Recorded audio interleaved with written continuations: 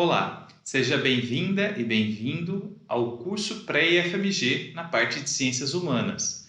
Eu sou o professor Rodolfo Santos, sou professor nesse curso e hoje nós vamos ter a nossa aula de número 1. Eu vou falar um pouco sobre o que é história, sua importância, seus conceitos e significados. Vamos lá!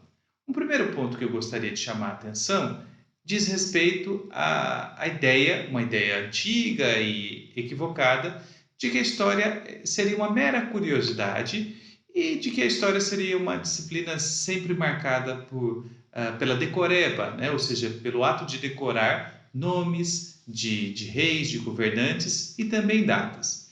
Infelizmente, em alguns momentos a história pode acabar sendo isso, mas ela é muito mais do que isso.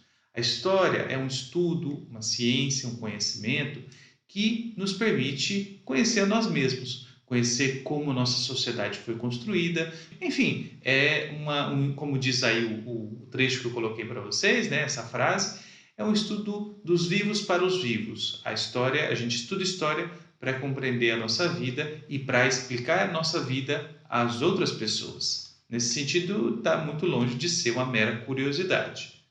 Sobre a importância de se estudar história, uma delas é um pouco o que eu já comentei, a necessidade que nós temos de conhecer a nossa própria vida e a vida da nossa sociedade. A história está em tudo. A história está nesse equipamento que você está me assistindo, a história está. Você tem a sua própria história, a sua família tem a história, o IFMG, que está promovendo esse curso, tem sua própria história, enfim, a história está em tudo e conhecê-la nos permite ampliar nossa visão, nossa compreensão e ajuda a formar nossa identidade. Tem um outro aspecto muito importante em relação à história, é que a história ela nos permite conhecer diversas maneiras de se organizar a vida humana. Os seres humanos, apesar de nós termos basicamente o mesmo DNA, os seres humanos eles são muito diferentes entre si. Eles vivem de maneiras muito diferentes e a história nos mostra isso. A história nos mostra que existiram sociedades patriarcais, sociedades matriarcais, existiram sociedades com grande desenvolvimento tecnológico, negras, sociedades com grande desenvolvimento tecnológico, brancas, sociedades indígenas com grande desenvolvimento tecnológico. Enfim, a história nos mostra uma enorme diversidade, maneiras e modos de viver, hábitos e costumes que em determinadas sociedades são considerados pecado, em outras são plenamente aceitos. A história nos mostra que é possível viver das mais diferentes formas e isso é importante porque para que nós consigamos viver uma democracia, é importante reconhecer a diversidade e respeitá-la.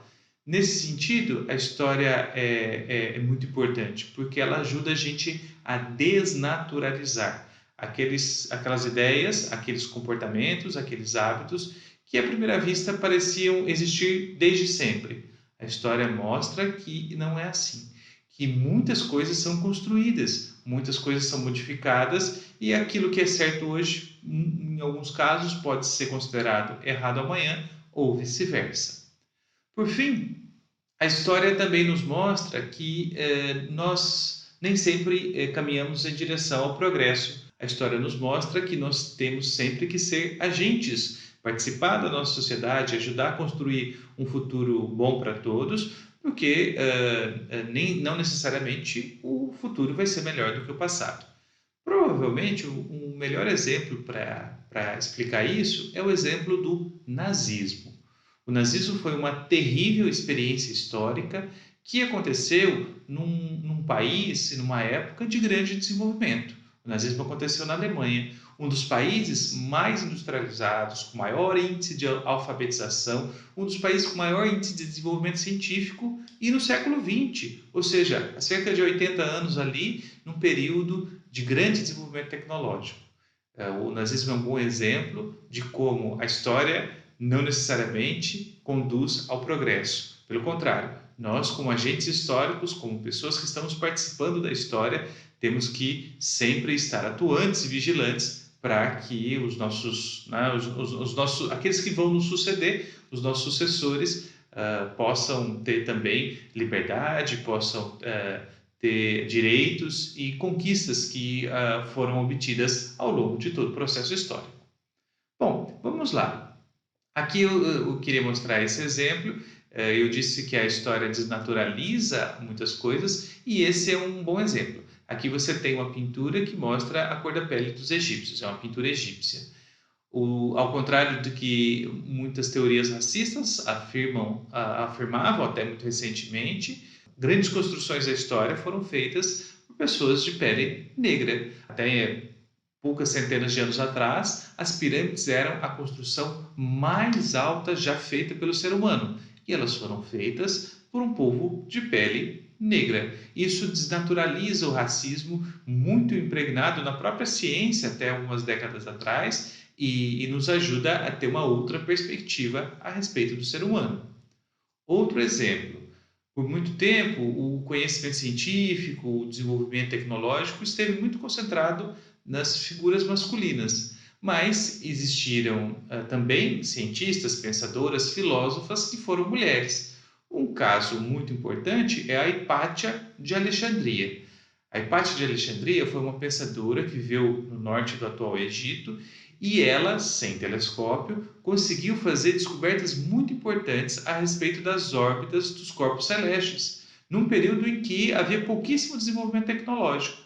A Hipátia é um excelente exemplo de como as mulheres também podem produzir conhecimento científico e gerar avanços, ao contrário do que dizem teorias machistas ou ideias que falam sobre uma suposta inferioridade das mulheres. A história mostra que isso é uma bobagem, que há exemplos muito bons de personagens históricos que fizeram com que a humanidade ampliasse seu conhecimento a respeito do mundo e do universo. Bom, é importante destacar também que a história é uma ciência, ou seja, a história é um conhecimento a respeito do passado que busca explicar esse passado por meio da razão e por meio da demonstração.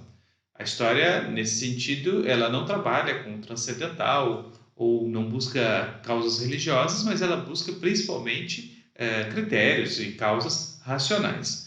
Os primeiros a pensarem dessa forma e tentarem, na maior parte do tempo, explicarem o passado por meio da razão foram os pensadores gregos, especialmente um pensador chamado Heródoto, e o Heródoto é considerado o pai da história. Tá? Foi Heródoto que, pela primeira vez, tentou, na maior parte de sua obra, compreender como aconteceram as mudanças sociais ao longo do tempo por meio da razão. É isso que a história estuda. A história estuda as mudanças sociais ao longo do tempo. O tempo é a principal categoria da história.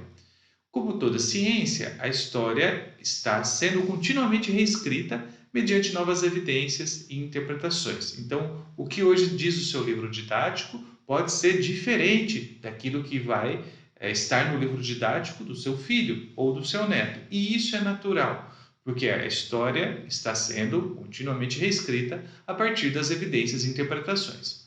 Que evidências e interpretações são essas? Como é possível analisar o passado? Bom, a gente não pode partir do nada. Como a história trabalha com a razão, é necessário demonstrar as ideias e demonstrar as interpretações sobre o passado. Como fazer isso? Por meio das chamadas fontes históricas. As fontes históricas são os vestígios que sobraram do passado e que hoje são analisados pelas pessoas, pelos historiadores principalmente, para compreender como foi esse passado. Um exemplo tradicional de uma fonte histórica é esse. Vou passar aqui. Esse é um conjunto de correspondências. Quando a gente lê as correspondências, a gente compreende como as pessoas pensavam naquela época, o que, por exemplo, um governante estava pensando quando ele escreveu determinada carta, ou mesmo a gente compreende, por exemplo, a vida cotidiana, né, de uma pessoa que envia uma carta para outra e conta como é que aspectos que às vezes podem não chamar inicialmente tanta atenção, mas que também são importantes, né? Mesmo as cartas de pessoas que não são famosas, não são tão conhecidas, também são importantes. Tá? A carta é um bom exemplo de uma fonte histórica, ou seja, de um elemento do passado que foi preservado e que a gente pode acessar para compreender esse passado. Outro elemento importante para que a gente possa compreender o passado são os relatos orais, aquilo que a gente chama de história oral. É importante, nesse sentido, ouvir as pessoas que participaram dos eventos, que têm coisas a contar e que nos ajudam a compreender como foi o passado. Claro que aquilo que uma pessoa conta não necessariamente é verdade, mas a história oral tem instrumentos e faz comparações para tentar chegar a uma interpretação possível a respeito do que aconteceu em determinado evento, cruzando informações a respeito dos relatos orais, dos documentos, dos relatos de outras pessoas também. Então, a oralidade, ou seja, aquilo que é contado pelas pessoas a respeito do passado, também pode ser uma fonte importante. Bom, mais um ponto que é importante para a gente compreender diz respeito a como contar o tempo. A gente já viu que a história é uma ciência que busca explicar o passado de forma racional, mas a história trabalha com periodizações, ou seja, com maneiras de contar o tempo. É importante notar que isso varia de sociedade para sociedade e de cultura para cultura. Por exemplo, nós estamos, no momento que eu estou gravando essa aula, no ano de 2021. No entanto, nesse momento, os muçulmanos estão no ano de 1399. Os judeus estão em outro ano. Os chineses têm um calendário completamente diferente de todos esses povos que eu citei. Por que eu estou dando esses exemplos? Para mostrar como a maneira de contar o tempo ela sofre influência da cultura e ela varia de povo para povo. A nossa maneira de contar a história aqui no Brasil, ela teve grande influência dos portugueses, e os portugueses são europeus, e a cultura que vem da Europa é chamada também de cultura ocidental.